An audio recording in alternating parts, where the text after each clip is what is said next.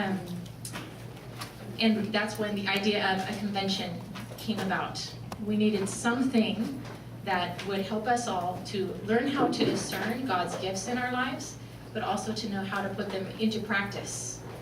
And as you're going to find out through the day, what exactly those gifts or those charisms can be or are for each one of you. The program we chose is that of St. Catherine of Siena's Institute Spiritual Gifts Discernment Program, which I believe most of you have in your bags. For those of you who did not receive one, if we ran out, because we had some late signups, if you didn't receive those printed books, in the back there's going to be a sign-up sheet for spiritual guides. You can make a little note there that you would like to receive those materials.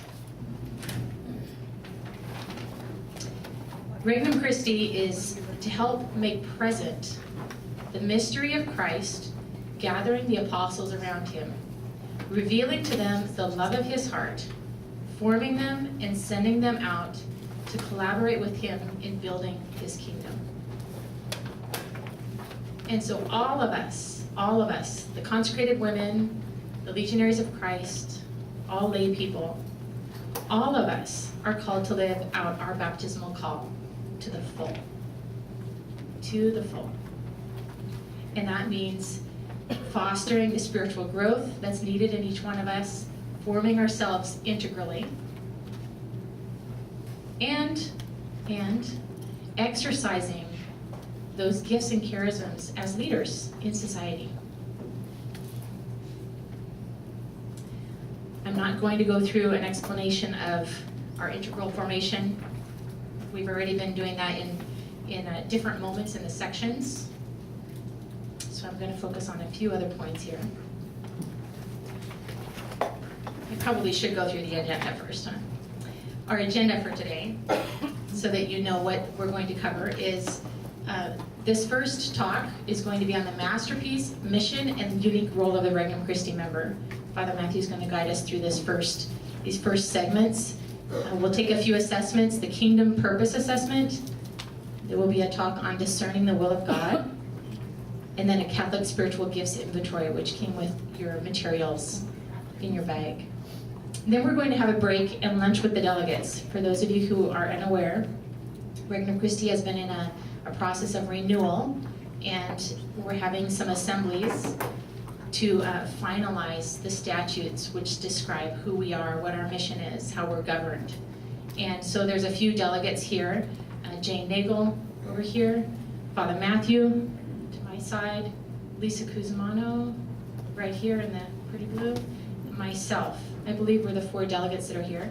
So I invite you at lunchtime. We're going to be at different tables. For those members of Regnum Christi, please join us at our tables. We would love to share a little bit with you, but also hear from you about the statutes, about the new statutes that have been drafted and we're going to be discussing and finalizing. So that's over lunch. Then in the afternoon, we have a marathon, I think.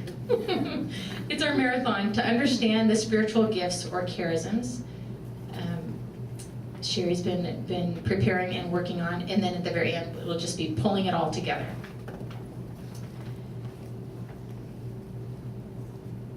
I think that as we understand and discern these gifts, I have found something very, very helpful.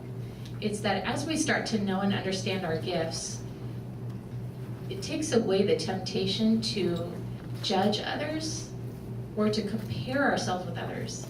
And it brings about the possibility of valuing and appreciating and affirming the gift in the other person. When someone is valued and appreciated and affirmed in the God-given gifts they've received,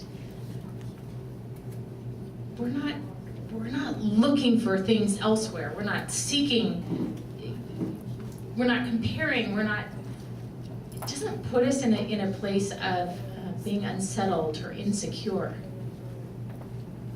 And so that's why this discerning a gift and understanding the gift that God has given to me or to you becomes so crucial.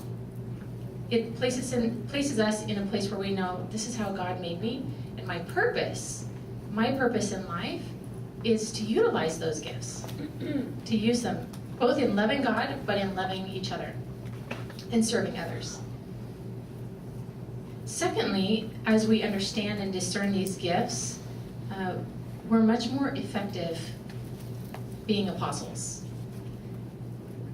I can't say that I have all these gifts that one of my companions in my community of consecrated women, I can't say that I have the same gifts that they have, and they don't have the same gifts that I do, but when I can value their gifts, I'm going to give you an example. Jackie Lustig, many of you know her, she works with our young people. She's a very social person, loves to be around people, laughs, chats, you name it, can step until whatever hour of the night.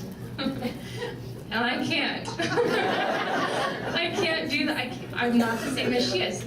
I can organize and I can foresee and help facilitate things. We just have different gifts. If I keep trying to do what she does, I will be on the floor at 4 p.m. because I can't handle the lack of sleep and the energy that she exudes in the time that she's with people. So what we're learning to do is to value what the other has and then to work together and to help each other live out those gifts. If not, it's a lot easier to get burnt out doing things that we're not gifted in. Doesn't mean we can't still help in areas that we're not gifted in, but we get a lot more tired, frustrated. We're not as happy in fulfilling those things because God has given us other gifts. So we flourish when we're knowing and using those gifts that God has given. One of the aspects of understanding and discovering these gifts is that sometimes we need help from other people to know them and to develop them. And that's where a good friend comes in handy. That's where a spiritual guide comes in handy. A team leader, someone that knows me and will help me learn how to know and grow in my gifts. And that's part of the follow-up from this day convention will be that you hopefully can find someone, if not your spiritual guide, find someone who will help you learn how to discern your spiritual gifts throughout 1 year, because it does take a while to discern it. Someone might say, oh, Yvonne, you have the gift of music, the charism of music. Well, maybe, I know it's a talent I have, but I'm not sure it's actually a charism. So that's a little bit of what Sherry and Father Matthew are going to walk us through, is in really discerning, is it a gift God has given me for others and that He works through in a supernatural way? With that, I think I'm going to turn this over to Father Matthew.